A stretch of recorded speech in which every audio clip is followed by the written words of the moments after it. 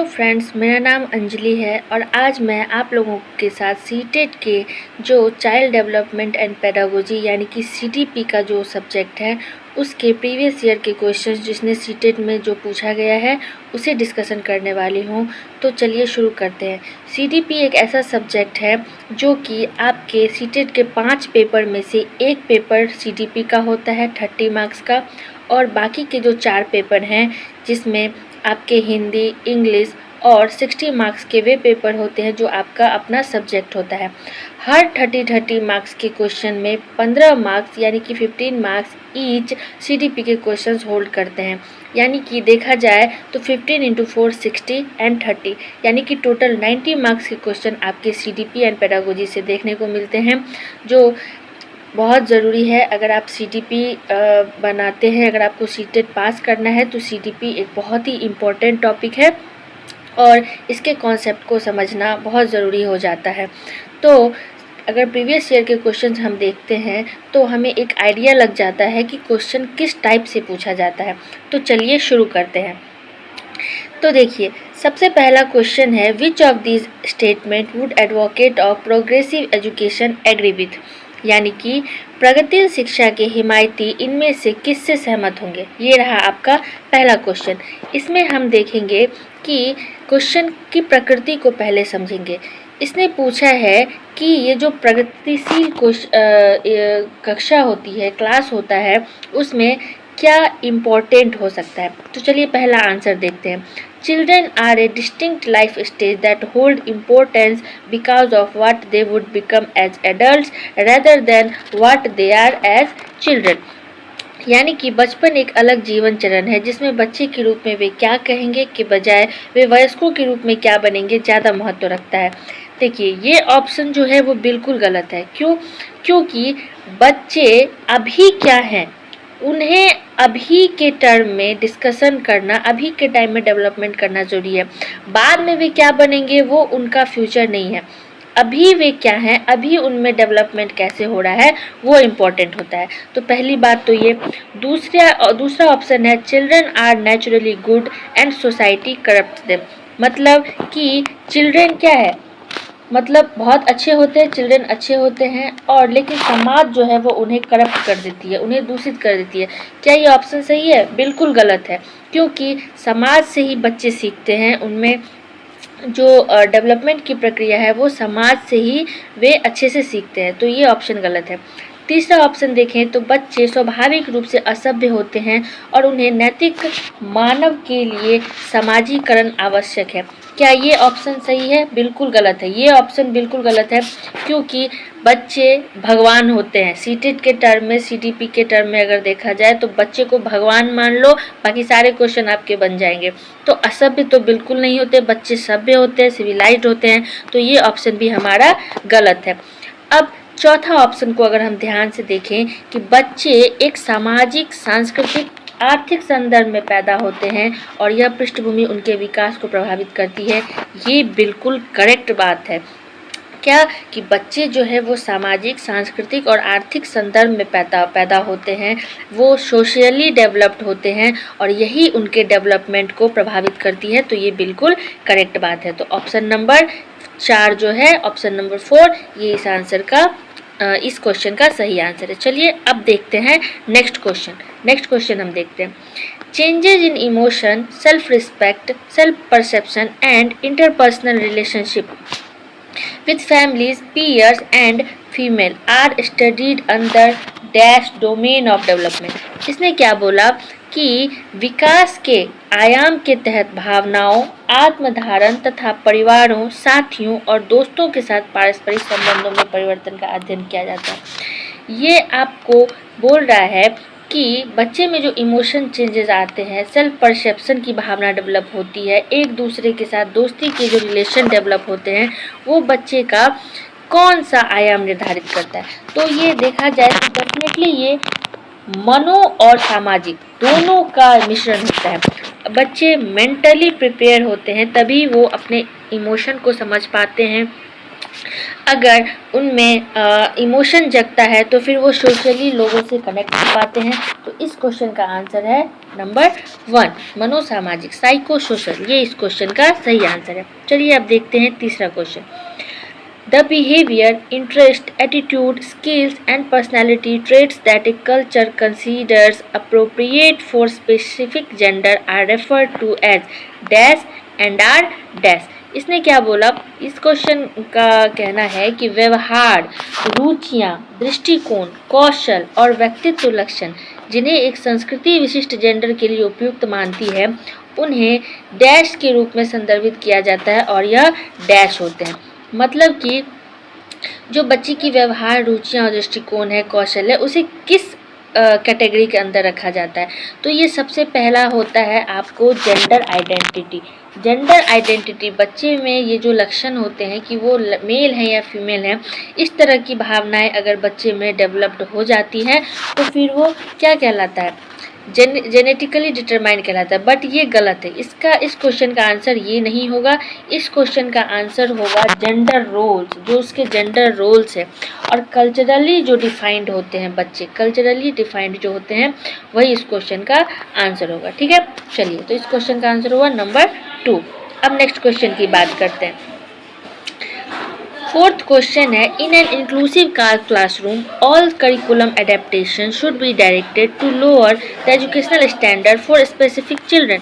मतलब कि एक समावेशी कक्षा में जो सभी पाठ्यचर्या अनुकूलन के शैक्षिक मानकों को विशेष बच्चों के लिए निम्न स्तर करने के लिए निर्देशित किया जाना चाहिए। नहीं, जो बच्चे स्पेशली इनेबल्ड होते हैं या डिसेबल्ड होते हैं उनके लिए पाठ्यचर्या को निम्न स्तर तक करने की कोई ज़रूरत नहीं है, क्योंकि बच्चे जो हैं वो बचपन मतलब सभी बच्चों में सीखने की प्रक्रिया जो है वो लगभग समान होती है। तो अगर उस चीज़ को ध्यान में रखा जाए तो बच्चों के लिए पाठ्यचर्या निम्न चरण की करने की कोई ज़रूरत नहीं है, अर्थात ये ऑप्शन जो है वो बिल्कुल गलत है। जब हम नेक्स्ट क्वेश्चन की बात करेंगे, नेक्स्ट ऑप्शन की, तो वो है कि विशेष बच्चों की मुख्य धारा की कक्षा में सीखने की कोई संभावना नहीं है। क्या आप ही बताओ, क्या ये ऑप्शन सही है? इस ऑप्शन में कहना है कि जो स्पेशल चिल्ड्रन होते हैं उन्हें जो मेन क्लासरूम होते हैं जिसमें नॉर्मल बच्चे पढ़ते हैं उनमें, उस क्लास में उन्हें सीखने की कोई क्षमता नहीं है। तो ये ऑप्शन भी बिल्कुल गलत है। ठीक है, तो हमारा जो इसका आंसर होगा वो क्या होगा, ना तो ए सही है और ना ही आर सही, यानी कि ए और आर दोनों गलत है। इस क्वेश्चन का आंसर ये होगा। ठीक है, चलिए अब नेक्स्ट क्वेश्चन की बात करते हैं। एज पर जीन पियाजे, यानी कि जीन पियाजे के संज्ञानात्मक विकास के सिद्धांत के अनुसार संज्ञानात्मक विकास के सिद्धांत के अनुसार पहला जो ऑप्शन है वो है पूर्व ज्ञान सीखने की प्रक्रिया में कोई भूमिका नहीं निभाता है। नहीं, ये बिल्कुल गलत ऑप्शन है। जीन पियाजे ने कहा था कि बच्चे में जो प्रीवियस नॉलेज है उसी को बच्चे कनेक्ट करते हैं वर्तमान नॉलेज के साथ, तो ये ऑप्शन बिल्कुल गलत है। जब हम दूसरे ऑप्शन की बात करेंगे तो दूसरा है कि biological factor such as maturation don't play any role in cognitive development. क्या ये ऑप्शन सही है? नहीं, ये ऑप्शन बिल्कुल गलत है। बायोलॉजिकल फैक्टर जो है वो मैचुरेशन पे डिपेंड करता है। ठीक है, चलिए अब तीसरा है। तीसरा ऑप्शन है कि लर्निंग एक्सपीरियंस, यानी कि सीखने के अनुभव बच्चों के संज्ञानात्मक क्रियाओं के वर्तमान स्तर पर निर्भर करते हैं। ये ऑप्शन बिल्कुल सही है हमारा, कि बच्चे का जो लर्निंग एक्सपीरियंस है वो बच्चे के वर्तमान के जो नॉलेज के, उसके जो कॉग्निटिव डेवलपमेंट जितना हुआ है उसी पर ये डिपेंड करता है।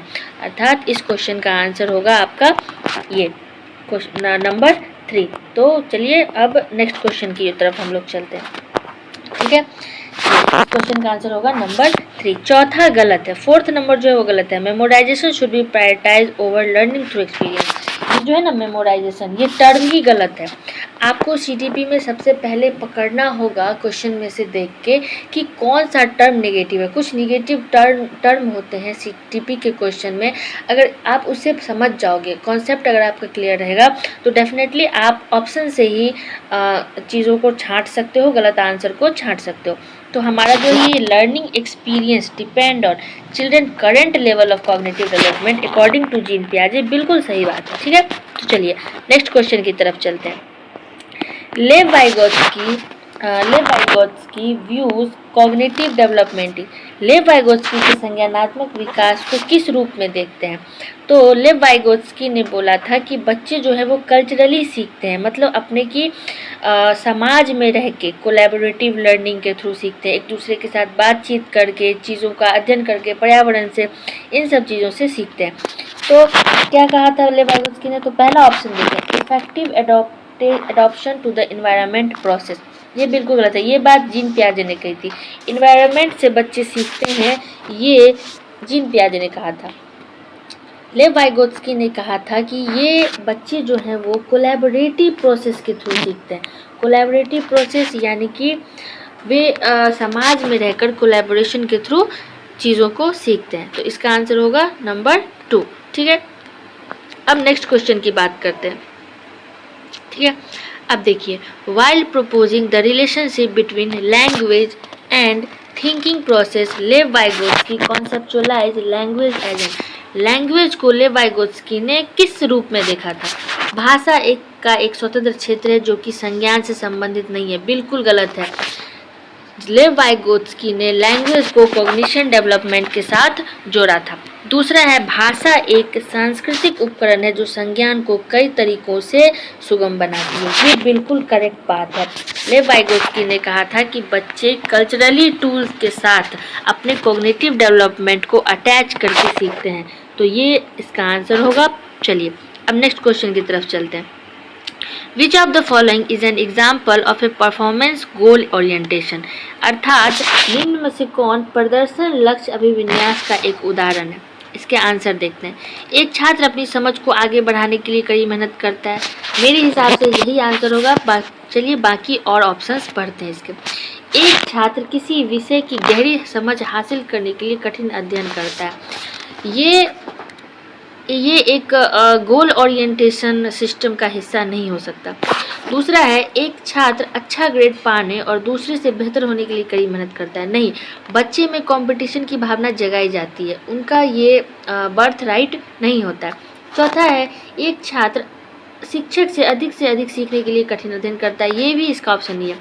तो इसका जो आंसर होगा, एक छात्र अपनी समझ को बढ़ाने के लिए कड़ी मेहनत करता है, वो खुद के ग्रोथ के लिए मेहनत करता है, न कि किसी और को दिखाने के लिए या दिखावा के लिए।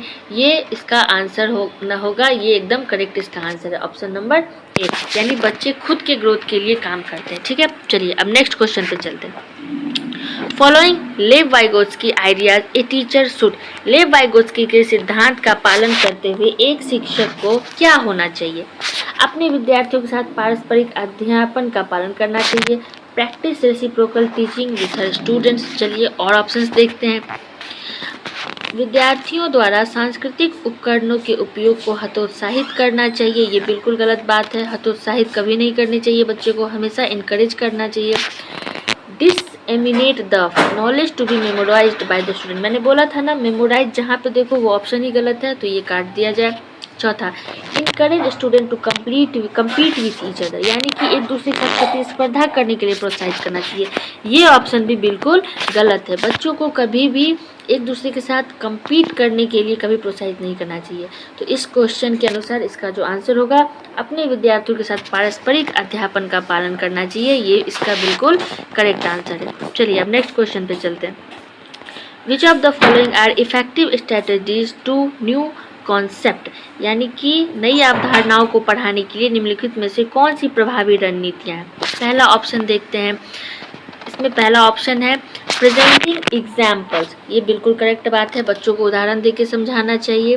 प्रेजेंटिंग नॉन एग्जाम्पल्स, गैर उदाहरण प्रस्तुत करना चाहिए। नहीं, ये बिल्कुल गलत बात है। तीसरा है promoting thinking about relationship among concept, यानी कि बच्चों को कॉन्सेप्ट के साथ अपने नॉलेज को कनेक्ट करना सिखाना चाहिए। तो ये भी बिल्कुल सही बात है। एंड फोर्थ ऑप्शन है giving a definition and encouraging student to rote memorization. ये बिल्कुल गलत बात है, बच्चों को रटने के लिए कभी भी प्रोत्साहित नहीं करना चाहिए। तो इस क्वेश्चन के अकॉर्डिंग इसका आंसर होगा option number 1 and option number 3, यानी कि 1 और 3 आप किस ऑप्शन में देख रहे हैं? ये रहा ऑप्शन नंबर 3। तो ये रहे कुछ आज के क्वेश्चंस 1 to 10 जो CDP के CTP में सीटेट में पूछे गए हैं। आप लोगों को ये सेशन कैसा लगा? अगर अच्छा लगा हो तो प्लीज़ चैनल को लाइक करना, शेयर करना एंड सब्सक्राइब करना। Thank you.